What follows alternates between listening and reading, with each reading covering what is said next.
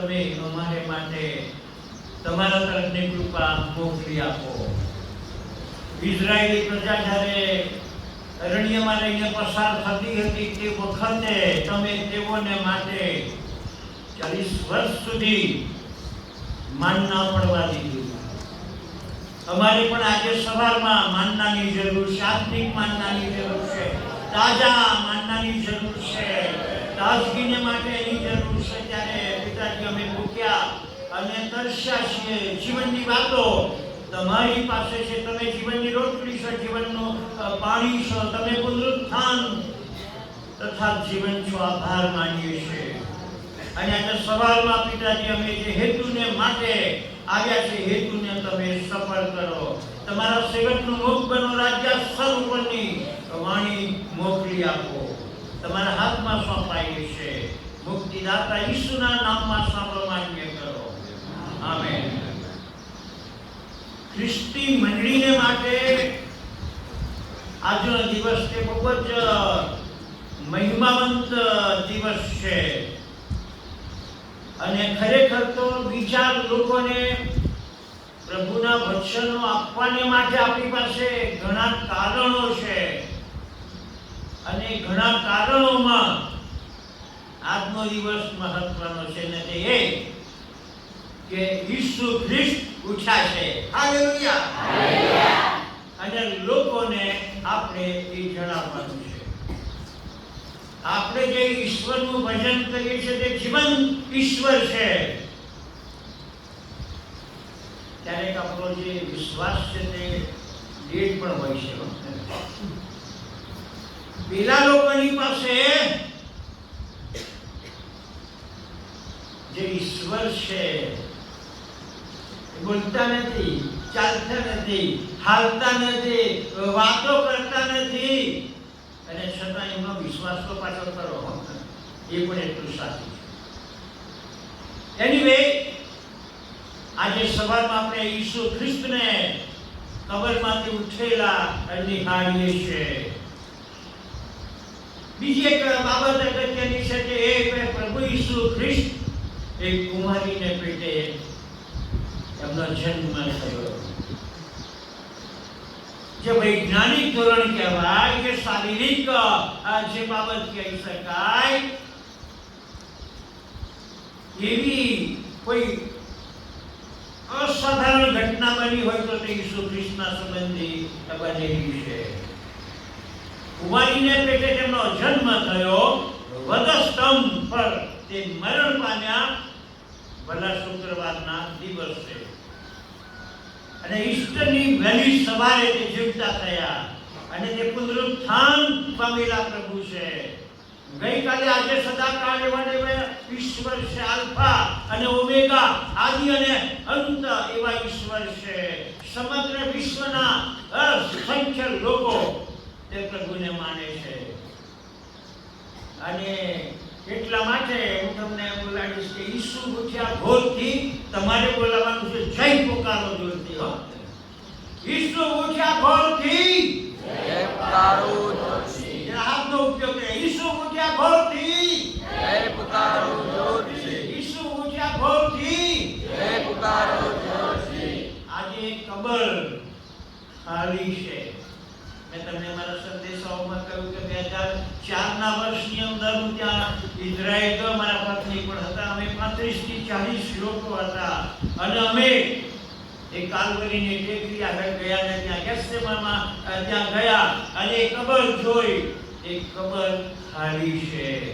પથ્થર ગબડાવી મૂકેલો છે.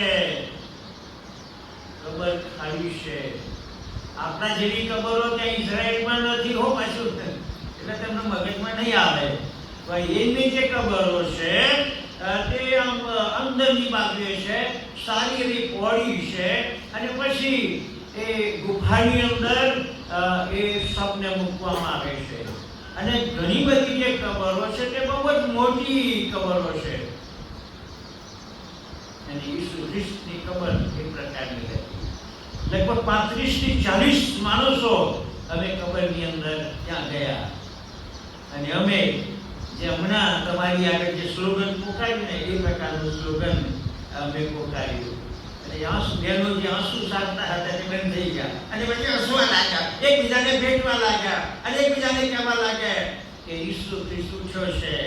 અને પેલા સામે જવાબ આપવા લાગે કે હા તે ખરેખર ઉઠ્યો છે. Hallelujah, hallelujah. એ ઈશ્વરનું ભજન કરવાને માટે આજે સવારમાં આપણે એકતા મળ્યા છીએ. एक गजल पर गाऊं છું ને કે सब नबियों तो आदम से पैदा हुए, जो कि यीशु ख्रिस्त नबी नહોતા હોते પણ એ તો ઈશ્વર હતા. પણ આજે કવિએ પ્રમાણે કહે કે सब नबियों तो आदम से पैदा हुआ कुंवारी से पैदा हमारा मसीह.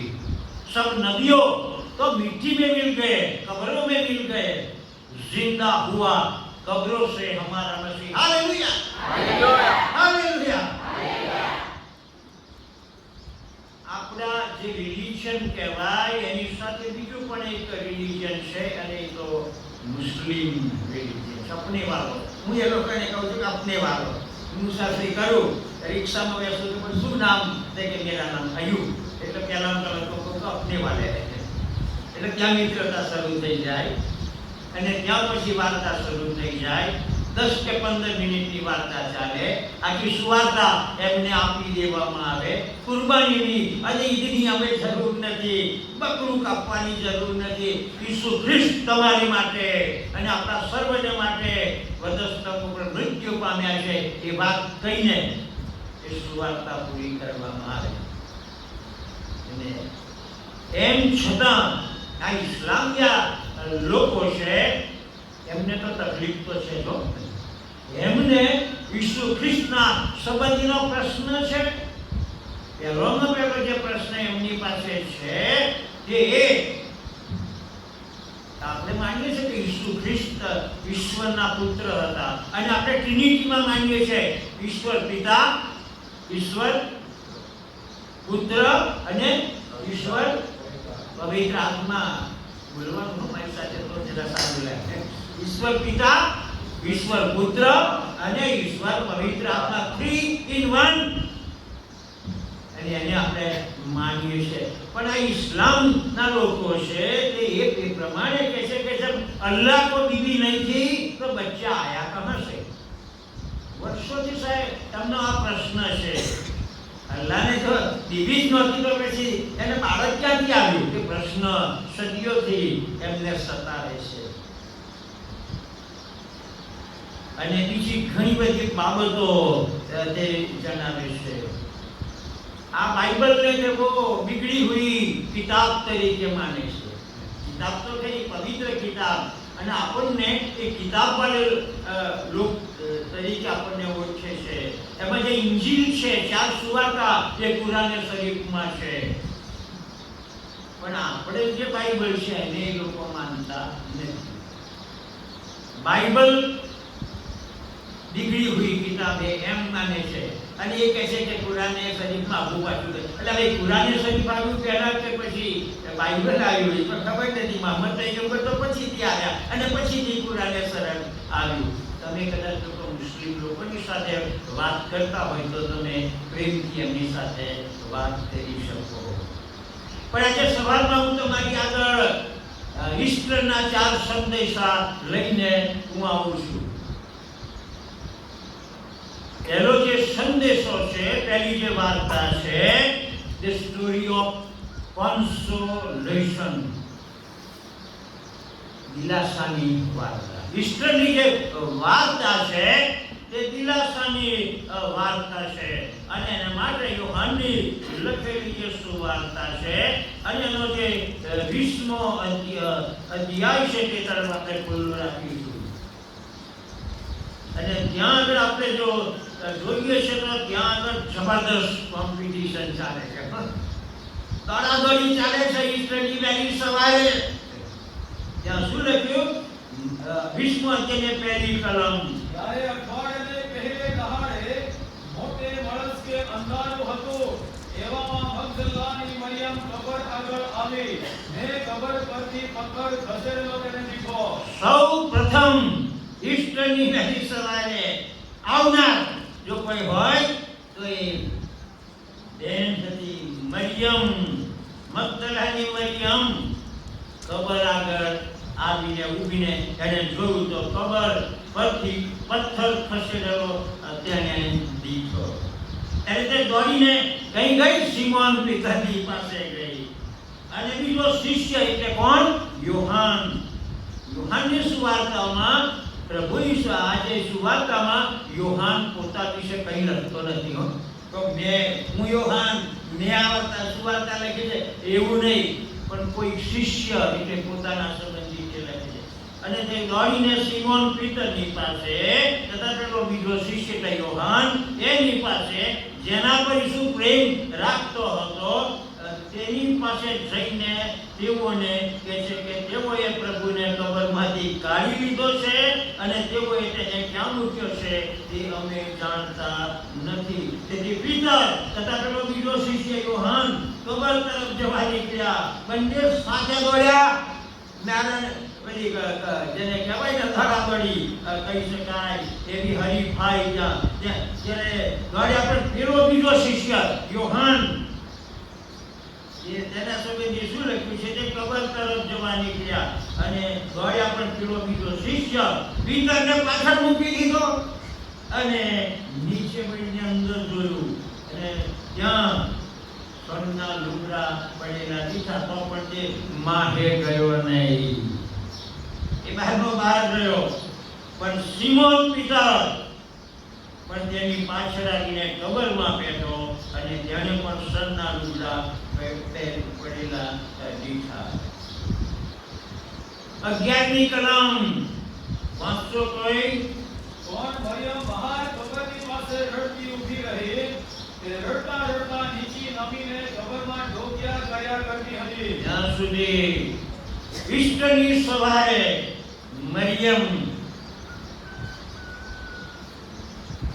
કબર ખુલ્લી હતી, ઈસુનું શબ ત્યાં નહોતું અને તેથી કરીને તે ત્યાં રડતી હતી. કબરની પાસે રડતી ઊભી હતી ને રડતા રડતા નીચે નમીને કબરમાં ઢોકિયા કર્યા કરતી હતી. અને જ્યારે ઈસુનું મૂર્તું મૂકવામાં આવ્યું તો ત્યાં ઉજળા લુગડા પહેરેલા બે દૂતને એટલે કોશિકે અને બીજાને પાંગતે બેઠેલા જોયા અને તેઓ તેને પૂછે છે કે ભાઈ તું કેમ રડે છે? એ તેઓને કહે છે કે તેઓ મારા પ્રભુને લઈ ગયા છે અને તેઓએ તેને ક્યાં મૂક્યો છે તે હું જાણતી નથી, માટે હું રડું છું. એમ કહીને તેને પછવાડે કરીને ઈસુને ઊભેલા જોયા અને ઈસુ છે એમ જાણીને તેને જાણ્યું નહીં. ઈસુ તેને કહે છે કે ભાઈ તું કેમ રડે છે? તું કોને શોધે છે? હજુ આ બાઈ છે ત્યાં લખ્યું કે તે મારી છે એમ ધારીને તેણે તેને કહ્યું કે સાહેબ જો તેને અહીંથી ઉઠાવી લીધો હોય તો તેને ક્યાં મૂક્યો છે એ મને કે, એટલે હું તેને લઈ જઈશ. ઈસુ તેને કહે છે કે મરિયમ, અને તે ફરીને તેને હિબ્રુ ભાષામાં કહે છે કે રાબોની, એટલે ગુરુ. ઈસ્ટરની વહેલી સવારે મરિયમ કબર આગળ દુષ્કામ થાય છે, રુદન કરે છે. ઈસુને ઓળખી શકતી નથી, એના અવાજને ઓળખી શકતી નથી. એની આંખો તો બે પ્રગસ્તી સૂજી ગઈ છે રડી રડીને. અને છેવટે જ્યારે પ્રભુ ઈસુ ખ્રિસ્ત એને નામ દઈને બોલાવે છે ત્યારે મરિયમને ખબર પડે છે કે આ તો જીવંત બનેલા ઈસુ ખ્રિસ્ત છે. અને આ સમયે મારે તમને જે વાત ઈસ્ટરની કરવાની છે તે કે ઈસ્ટરની જે વાર્તા છે તે દિલાસાની વાર્તા છે. ઘણી બધી બહેનોના જીવનની અંદર 2025મું વર્ષ જે શરૂ થયું, 2024મું વર્ષ પણ પસાર થઈ ગયું, પાછલા વર્ષો થયા અને છતાં ઈસ્ટરના દિવસે તેઓ દુઃખી છે. અમારી બાજુ ઘણી બધી વખતે ઈસ્ટરના દિવસે દેવળમાં આવવાનું પડતું મૂકે છે ને કઈ જાય છે તો બ્રષ્ટાનમાં જાય છે. શાના માટે છે? ફૂલો ચડાવવા માટે. કોને ફૂલો ચડાવવાના છે? કે પેલા માણસ મરી ગયો છે કે કોઈ વ્યક્તિ કુટુંબમાં મરી ગયા એમને ફૂલો ચડાવવાના માટે જાય. દેવળમાં આવવાનું ચૂકી જાય. દુઃખી છે. આજે સવારમાં તમે પ્રભુ મંદિરમાં આવ્યા, તમને અભિનંદન આપું છું, તમને બધાને. પણ એક વાત સાચી છે કે હૃદયમાં દુઃખ છે, પારાવાર દુઃખ છે. કુટુંબમાંથી કોઈ ચાલ્યું ગયું છે નહીં. મરણની જે વેદના છે એ વેદના હજુ ચાલુ છે. કોઈકના પતિ નથી, કોઈએ પોતાનો દીકરો ગુમાવ્યો છે, કોઈએ પોતાના પપ્પા ગુમાવ્યા, કોઈએ પોતાની પત્ની ગુમાવી છે. રંજ છે અંદરની બાજુએ, દુઃખી છે. એવા તમામ લોકોને માટે પ્રભુ કહે છે કે ભાઈ તું કેમ કરે છે? શા માટે આંસુ સારે છે? અને આપણો જે પ્રભુ છે એમની પાસે પ્રેમથી ભરેલો રૂમાલ છે. અને એ બધા એ રૂમાલ એ ગૂંથેલો રૂમાલ છે. અને એનાથી હું તમારા આંસુ લૂછી નાખવાની ઈચ્છા રાખી. અને તમને જણાવે છે કે ભાઈ તું કેમ રહે છે? ભાઈ તું શા માટે રહે છે? ફક્ત મરણને કારણે જ દુઃખ થાય છે એવું નહીં, બીજા ઘણા બધા પ્રસંગો હોઈ શકે જેના લીધે માતાઓ દુઃખી છે, પિતાઓ પણ દુઃખી છે, મંડળીના સભાસદો પણ દુઃખી છે. કારણ કે પેલા આવતા હતા ત્યારે નથી, પેલા સાક્ષી આપતા હતા ત્યારે નથી, બાપ્તિસ્મય થઈ ગયું અને પ્રભુ ભોજને લઈ લીધું નહીં કે, અને આપણી મંડળીના ચોપડા ઉપર નામ પણ આવી ગયા નથી અત્યારે.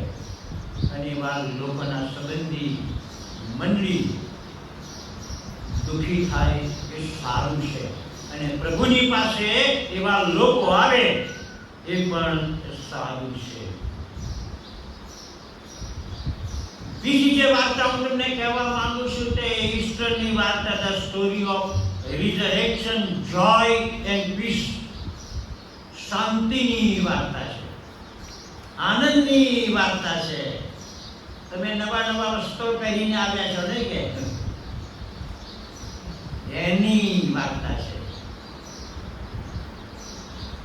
ઘણા બધા મહત્વાકાંક્ષાઓની સાથે આવ્યા છો. ઘેર ગયા પછી ખાસું બધું તૈયારી પણ કરી નાખી છે નહીં કે, મીઠાઈ તો ખરી અને નોનવેજ પણ ખરું. ઈસ્ટરની જે વાર્તા છે તે આનંદની વાર્તા છે. ઈસ્ટરની વાર્તા છે તે શાંતિની વાર્તા છે. ચારેક બાજુએ ધમસાણ છે. પેપર જુઓ, વિડીયો જુઓ તો ત્યાં આગળ કેટલાક બનાવ બની રહ્યા છે. અમારા જે ડ્રાઈવર છે દિનેશભાઈ છે, દિનેશભાઈ ક્યાં છે? પાછળની બાજુએ. પણ અમે રસ્તામાં એ જ વાત કરતા હતા આ ઈસ્ટરના દિવસે પણ કેટલાક બનાવો તાપી જિલ્લામાં બન્યા છે. તાપી જિલ્લામાં જ નહીં, ભારતના ઘણા બધા ભાગોની અંદર બન્યા છે. આ શાંતિના વાવડો છે. અને એવા સંજોગોમાં ઈસુ આવીને વચમાં ઊભા રહે છે. અને તે તમને શું કહે છે? તમને શાંતિ થાવ, તમને શાંતિ થાવ. ફિલિપીને જે પત્ર છે તેનો 4થો અધ્યાય અને 7મી કલમ જો કોઈને મળે તો વાંચો. ફિલિપી 4 અને 7મી કલમ.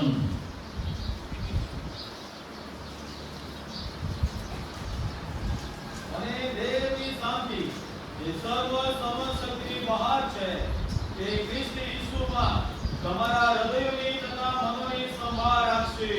ફિલિપીને પત્ર તે આનંદનો પત્ર છે કે જેની અંદર પાઉલ છે તે ફિલિપના જે વિશ્વાસીઓ છે તેઓને વારંવાર કહે છે કે પ્રભુમાં સદા આનંદ કરો, પ્રભુમાં સદા આનંદ કરો. અને એની વાત કરતા મને કંટાળો આવતો નથી. અને સાહેબે જે વાંચ્યું તે પ્રમાણે ઈશ્વરની જે શાંતિ છે તે સર્વ સમજ શક્તિની બહાર છે. અંગ્રેજીમાં વાક્ય છે કે the peace of God is out of all human understanding. ઈશ્વરની જે શાંતિ છે ને એ માણસો સમજી શકતા જ નથી હો. એવી શાંતિ. અને એટલા માટે પેલા લોકોને જરા લાગે છે વિચિત્ર કે ખ્રિસ્તી લોકોને શું થઈ ગયું છે, આ દફન વિધિ ચાલે છે ને ગીતો ગાય છે, એ લોકો સમજી શકતા નથી. ઈશ્વરની શાંતિ જે સર્વ સમજ શક્તિની બહાર છે તે તમારા હૃદયોની અને બીજાની મનોની કાળજી રાખે. બે પ્રકારના દર્દો દુનિયામાં બહુ વધી ગયા અત્યારે હો કે. બે પ્રકારના, એક હૃદયનું દર્દ અને બીજું મગજનું દર્દ. માનસિક દર્દ અને હૃદયની બીમારી. અહીં સોનગઢની અંદર ઘણા બધા દવાખાના, નહીં અમારા નડિયાદની અંદર હાર્ટનું છે દવાખાનું છે, આખા એશિયામાં જાણીતું દવાખાનું છે. અને છતાંય ઘણા બધા દર્દીઓ તે મૃત્યુ પામે છે. હાર્ટ એટેક ગમે ત્યારે આવે છે. 30 વર્ષના અને નાના બાળકોના માટે પણ હાર્ટ એટેક આવે છે. ઓકે, એમને કઈ જાતની ચિંતા, પણ છતાંય હાર્ટ એટેક આવે છે. અને એવા વિશ્વની અંદર આપણે વસીએ છીએ. અને એવા વિશ્વની અંદર પ્રભુ તમને અને મને જે બાબત જણાવે છે કે ઈશ્વરની શાંતિ જે સર્વ સમજ શક્તિની બહાર છે તે આપણા હૃદયોની તપાસ રાખશે અને મનોની તપાસ રાખશે. મગજનો પાછી તકલીફ છે. હોતે મગજની તકલીફો ઘણા બધા લોકોને હોય છે અને એના દવાખાના ચાલે છે. સાયકો ટ્રીટમેન્ટ જેને કહેવાય, માનસિક ટ્રીટમેન્ટ પણ ચાલે છે. ઘણા બધા લોકોને એટલી બધી ચિંતા છે કે આદાશી ચડે છે. ચિંતામાં શું થાય? આદાશી આવે. ચિંતામાં શું થાય? કમરની તકલીફ ઊભી થાય. ચિંતામાં શું થાય? માથું ચડે. ચિંતામાં શું થાય? શરીર લેવાતું જાય. અને એવા તમામ લોકોને માટે ઈશ્વરનો જે સંદેશો છે તે એ કે આનંદ કરો, પ્રભુમાં આનંદ કરો, ચિંતા છોડી દો, વ્યગ્રતા તે છોડી દો. ઈસુ ખ્રિસ્ત જ્યારે વધસ્તંભે ચડાયા, મૃત્યુ પામ્યા, ત્યારે જે શિષ્યો હતા એક રૂમની અંદર ભરાઈ ગયા અને અંદરથી બંધ કરી દીધું. અને અંદર મકડાની માફક ધ્રુજે ને એ રીતે ધ્રુજવા લાગ્યા. અને એ વખતે ઈસુ એ દરવાજો બંધ હોવા છતાં અંદર આવ્યા અને એમને પણ કહ્યું કે તમને શાંતિ થાઓ. અને બહુ અગત્યનો સંદેશો પ્રભુ આપણને આપે છે. અને આપણે ખ્રિસ્તીઓ તરીકે, વિશ્વાસી લોકો તરીકે આપણે બીજા લોકોને એ સંદેશો તે આપવાનો છે. મરણની ચિંતા, દુઃખની ચિંતા, વેદનાની ચિંતા, પરીક્ષાની ચિંતા, આવતીકાલ કેવું લાગશે એની ચિંતા, લગ્નની ચિંતા, મને સારું પાત્ર મળશે કે કેમ, અને લગ્ન પછી જો કંઈ બંકવાશે તો શું કરવું. એક માણસ મારી પાસે આવે, સાહેબ સારો વકીલ ખરો? મેં શું કામ છે? કે છે મારું લગ્ન તો નથી થયું, પણ લગ્ન થાય અને કદાચ છૂટા થવાનું થાય તો કે સારો વકીલ તો લગ્ન થયું નથી એ પેલા વકીલને કઈ શોધે છે. તો પણ આ પ્રકારના લોકો છે. અને એક છોકરો, તે મિત્રો તે રસ્તામાં જતા હતા, વાતો કરતા હતા, બંને સ્નાતક બની ગયા હતા, ગ્રેજ્યુએટ થયેલા, નોકરી. અને એક છોકરાને એકદમ વાતો કરતા બંધ થઈ ગયો. શું છે ભાઈ? તો કે મને ચિંતા થાય. શું ચિંતા થાય છે? તો કે હવે હું ગ્રેજ્યુએટ થઈ ગયો છું, મને નોકરી મળશે. હા, તો કે સારું તો ખોટું તારે નોકરી મળશે, પછી શું? ત્યાર પછી કે છે મારું લગ્ન થશે. મા બાપા તો કાલે ચિંતા કરે છે, એટલે લગ્ન તો થવાનું જ છે, તો એમાં ચિંતા શાની કરે? ના, પણ લગ્ન થશે પછી કે છે 2 વર્ષ પછી મારે એક બાળક થશે, તો એમાં ચિંતા શું? એ તો આનંદનો પ્રસંગ. ગઈકાલે બધું થયો ને, એક દીકરીનો પ્રસંગ, એમાં વાંધો છો? કે ના, મને ચિંતા એક છે કે મારું ઘર અહીંયા છે, વચ્ચે રેલવેનો પાટો છે, અને પ્રાથમિક પેલી સ્કૂલ છે ત્યાં બાજુ છે અને ગાડી તો વારંવાર આવે છે રેલવેની. તો કે મારું જે છોકરું છે સ્કૂલમાં જવા માટે એને લોડિંગ લઈને જવું પડશે, અકસ્માત થશે તો શું થશે? હજુ તો લગ્ન થયું નથી, નોકરી મળી નથી, છોકરાની તો વાત જ નથી, પણ આને ચિંતા છે કે મારા બાળકનું શું થશે. એવી ચિંતા ના કરશો.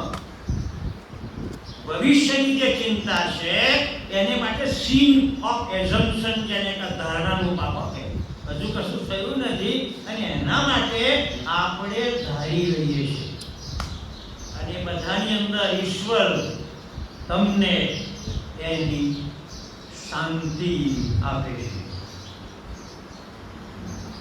નડિયાદની અંદર એક વખતે મારા જે કુટુંબના જે હતા એમાં રડવાનું શરૂ થઈ ગયું અને કોઈકે મને સમાચાર આપ્યો શું થયું એટલે હું ત્યાં ગયો અને પછી એક મનહર કરીને જે મારો સાલો કહી શકાય એને મેં પૂછ્યું મનહર શું થયું અને જીજાજી શું થયું અને પછી એને એ પ્રમાણે કહ્યું કે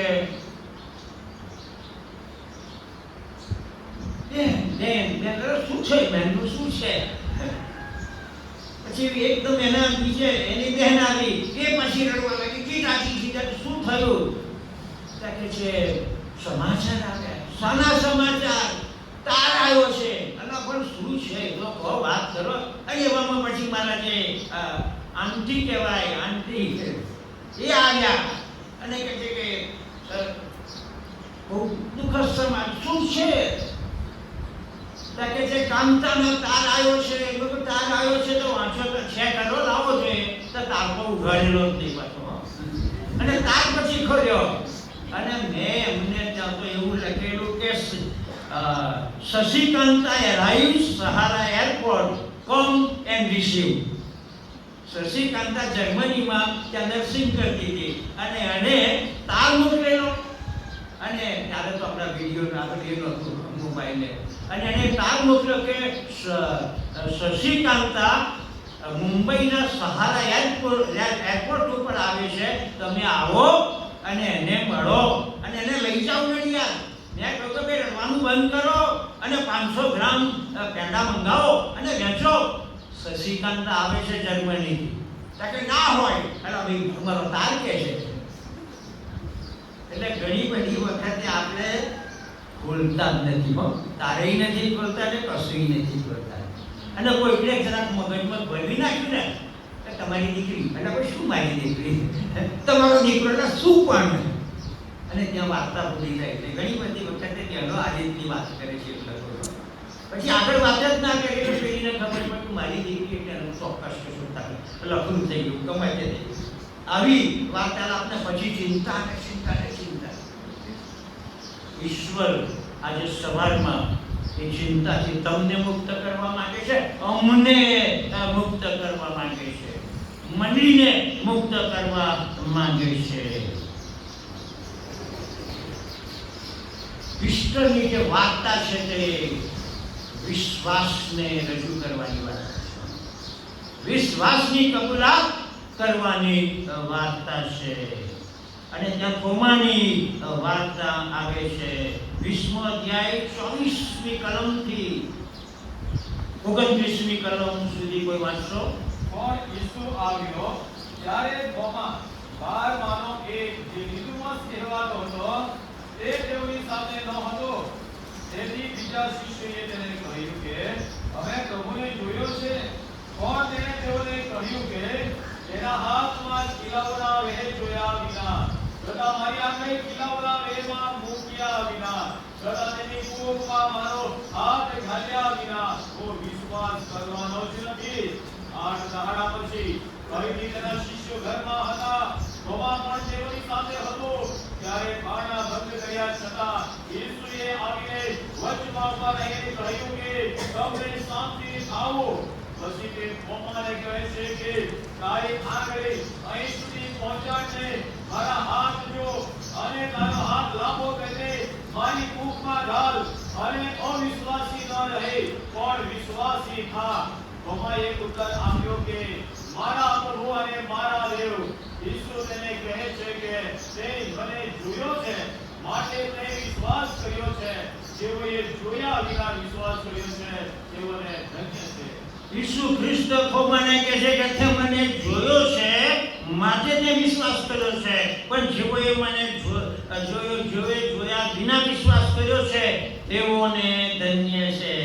સંત થોમા, જેને માટે ડાઉટિંગ થોમા, શંકાશીલ થોમા એવું નામ આપવામાં આવેલું છે. અને આ થોમા ઘણા બધા પ્રશ્નો તે ઊભા કરતો હતો. સંત થોમા ને 12 શિષ્યોની જે શિષ્યો હતા એમને જુદી જુદી જગ્યામાં મોકલવામાં આવે છે. 11 શિષ્યોને પછી 12મો તો પેલીના કૃત્યમાં આવે છે. યહૂદા ઇસ્કારિયોત એ આપઘાત કરીને મૃત્યુ પામે છે. અને જે 12 શિષ્યો છે એમાં થોમાને કહ્યું કે તું ભારતમાં જઈશ. આખી સ્ટોરી છે થોમાની. ત્યારે શરૂઆતમાં તો એણે ના પાડી, પણ પછી એ કહે છે કે ચોક્કસ પ્રભુ હું જઈશ. સંત થોમા 1લી સદીમાં ભારતમાં પ્રભુ ઈસુ ખ્રિસ્તના શિષ્ય તરીકે આવ્યા. અને સંત થોમાએ દક્ષિણ ભારતના વિસ્તારોમાં જે કાર્ય કર્યું, જાય અત્યારે તો જો તમે દક્ષિણ ભારતની મુલાકાતને માટે જાઓ તો તમને આખો જે પટ્ટો કહેવાય દક્ષિણ ભારતનો, એની અંદર દેવળો જ દેવળો, મોટા વિશાળ દેવળો તમને જોવા મળે. સંત થોમાને કારણે બન્યું. પણ સંત થોમા એ પ્રમાણે કહે છે કે મેં પ્રભુને જોયા નથી એટલે હું માનવા તૈયાર નથી. કારણ કે જ્યારે ઈસુ અંદરની બાજુ મુલાકાતને માટે આવ્યા ત્યારે સંત થોમા ત્યાં નહોતો, અને એટલે હું માનવા તૈયાર નથી. અને ઘણા બધા લોકો આપણા ભારતની અંદર કહે છે કે અમે માનવા તૈયાર નથી. અમે માનીએ ખરા, પણ ક્યારે? અમને પરચો મળે ત્યારે. ઈશ્વરને માનીએ ખરા, પણ ક્યારે? અમને કંઈક અનુભવ થાય તો, અમારા સૌને સાજાપણું મળે તો, અમારું આવું થાય તો, અમને કંઈ પરચો મળે તો. અને એટલા માટે ઘણા બધા લોકો હજુ રાહ જુએ છે. અને એવા ઘણા બધા લોકોને પ્રભુ દર્શન કરાવે છે. સાધુ સુંદરસિંહ, ભક્તસિંહ ના સંબંધી આપણા કેટલાક બોમ્બેના જે સ્ટાર્સ કહેવાય, જોની લીવર અને બીજા કેટલાક લોકો પ્રભુની પાસે અમે આવી રહ્યા છીએ. મુંબઈમાં એવા લોકોની સાથે અમે મુલાકાત કરી છે. મનુ મેકવાન ત્યાં બાળક હતા ત્યારે. પણ લોકોનો ક્વેશ્ચન છે, અમે માનવા તૈયાર નથી. અને એટલા માટે પ્રભુ શું કરે છે? પરચો બોલાવે છે. અને west Asia, south Asia and Indonesia, આ જે પટ્ટો છે ત્યાં આગળ મુસ્લિમ લોકો સમગ્ર વિશ્વની અંદર સૌથી વધારે એમની સંખ્યા છે. અને આવા લોકોને પરચો જોઈએ છે. અને એટલા માટે મૌલવી ને મસ્જિદની અંદર ઈસુ ખ્રિસ્તની મુલાકાત થાય છે. અને એનાથી રહેવાતું નથી એટલે બીજા મૌલવીને ફોન કરે છે. અને એમણે કહ્યું કે મને તો આ મસ્જિદમાં ઈસુએ દર્શન આપ્યું. અને પેલો મૌલવી કહે છે કે તને જે સમયે દર્શન આપ્યું એ સમયે મને પણ દર્શન આપ્યું. બીજા મૌલવીને ફોન કરે છે. આ વાસ્તવિક વાત તમારી આગળ કરું છું. અને આખા જે વિસ્તારની અંદર તમામ મૌલવીને પ્રભુએ દર્શન આપ્યું. મારા ત્યાં 3 દિવસ સુધી એક મૌલવી આવ્યા. આ રીતે ઈસુ ખ્રિસ્તનું એને દર્શન થયું. 3 દિવસ સુધી રાખ્યા. જોખમ તો લાગ્યું, કારણ મોટી મોટી દાઢી, મોટી મોટી મૂછો, અજાણી વ્યક્તિ, પણ છતાં એને રાખ્યા. પ્રભુ દર્શન આપે છે. સંત થોમાને પ્રભુએ ફરીથી દર્શન આપ્યું. અને પ્રભુએ કહ્યું કે જરા જોઈએ અંદર, તારી આગળ ગાળ અને વિશ્વાસ કર. અને થોમાએ એક જ જવાબ આપ્યો, મારા પ્રભુ અને મારા દેવ. આમાં તો બધું બહુ આવી ગયું. જ્યારે તમે ઈશ્વરને એ કહો છો કે મારા પ્રભુ અને મારા દેવ, એની અંદર તો બહુ આવે છે. તમે ઈશ્વરની જે સોવરેન્ટી, સાર્વભૌમત્વ, એનો તમે સ્વીકાર કરો છો. એક તબક્કાની અંદર નહીં, તમામ તબક્કાઓની અંદર, કૌટુંબિક જીવનની અંદર, સામાજિક જીવનની અંદર, તમારા એજ્યુકેશનની અંદર, ભવિષ્યની જે લગ્ન જીવનની જે બાબતો છે એની અંદર, બધાની અંદર તમે ઈશ્વરનું સાર્વભૌમત્વ સ્વીકારો છો. સંતત્વમાં ભારતમાં આવ્યો અને અત્યારે જે ચેન્નાઈ કે છે મદ્રાસ, એની બાજુમાં માયલાપુર નામની એક ટેકરી છે, એની મેં મુલાકાત લીધી.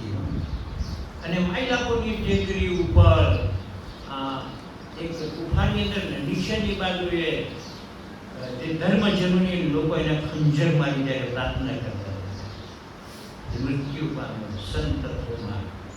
અને એની કબર ત્યાં છે. અને આ માયલાપુરની જે ટેકરી છે ઉપરની બાજુ, ત્યાં એની કબર છે. અને ત્યાં આગળ એનું એક હાડકું ત્યાં આગળ મૂકવામાં આવ્યું છે. ઉપરની બાજુ જાણે કે ગ્લાસ છે. અને આપણા કેથોલિક મિત્રો ત્યાં જઈને કરે છે.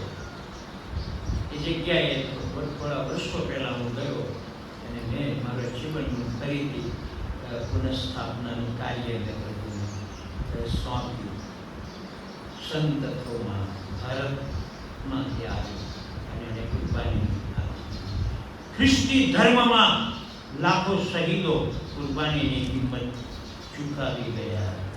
મને ખબર છે કે તમારો જે સમય કદાચ દૂધ આપવાનો કે શું થાય, એ સમય ખરો આ સમય. અને એટલા માટે હું બહુ ઝડપથી પૂરું કરવા માંગુ છું. અને ચોથી બાબત છે કે સ્ટોરી ઓફ રિસ્ટોરેશન, પુનઃસ્થાપનાનો સમય.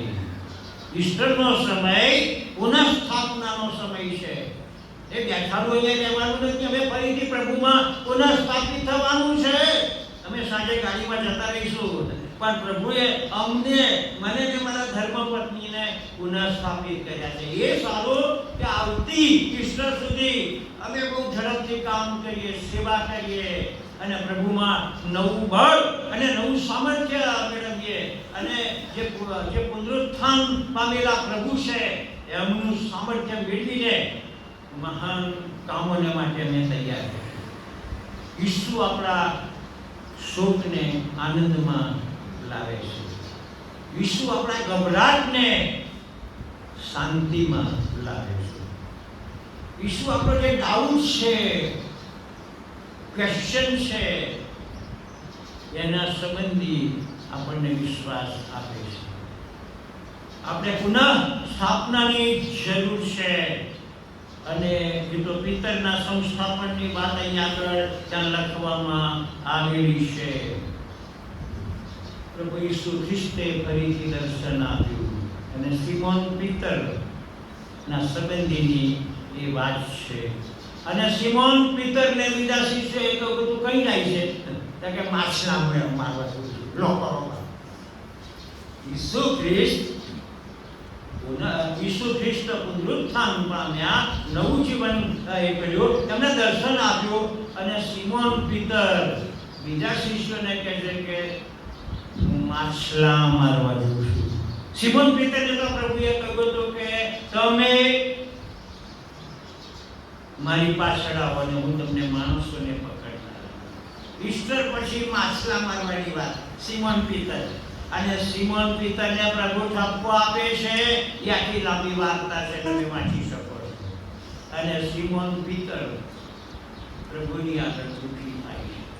અને સિમોન પિતર ને પ્રભુ ચેલેન્જ આપે છે, એને પડકાર આપે છે, મારા ઘેટાને પાડ, મારા ઘેટાને પાડ. અને સિમોન પિતર એ જવાબદારી સ્વીકારે છે. આજે સવારમાં એ પ્રભુ તમને જવાબદારી સોંપે છે. મંડળીની જવાબદારી, સમાજની જવાબદારી, કુટુંબની જવાબદારી તમને આપે છે. એ જવાબદારી તમારે સ્વીકારવાની છે. આજે સવારમાં ઈસ્ટરની જે વાર્તા છે એ વાર્તા લઈને જાઓ. દુઃખ છે તો પ્રભુ તમને દિલાસો આપે છે. પ્રભુ તમને નવો આનંદ આપે છે. પ્રભુ તમને ફરીથી પુનઃસ્થાપિત કરવાની ઈચ્છા રાખે છે. પ્રભુ તમને નવો વિશ્વાસ આપે છે.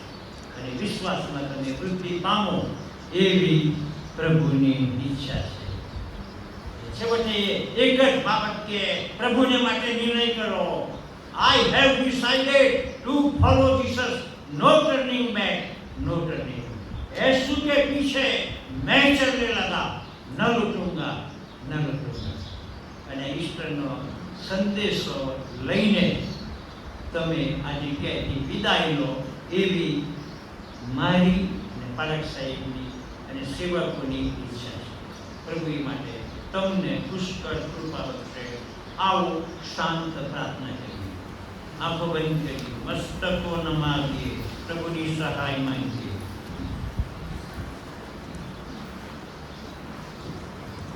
તમે પોતે તમારા